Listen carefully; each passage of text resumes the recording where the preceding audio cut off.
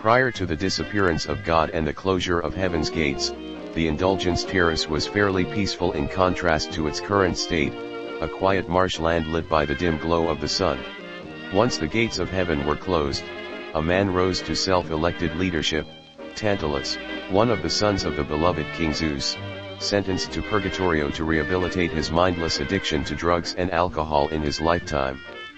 He began spearheading mining operations to extract vital minerals from the mountain's crust, using explosive tools later known as the RSDs, redshift synthetic detonators.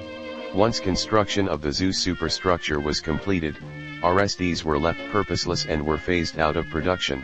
However, once purgatory began to seep its way into the superstructure in an attempt to fight it off, the situation became dire, and decisions had to be made.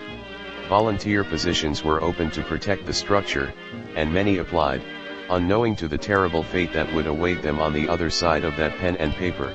The volunteers, now known as the Neutralizers, were stripped down to the bare essentials required to live, and given horrific mechanical enhancements.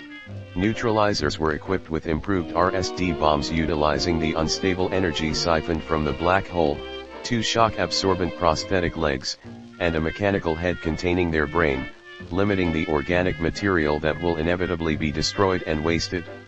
Nothing but a voluntary, noble sacrifice for advancement and sustainability. Neutralizers are heavily armored and will reflect most high-velocity projectiles.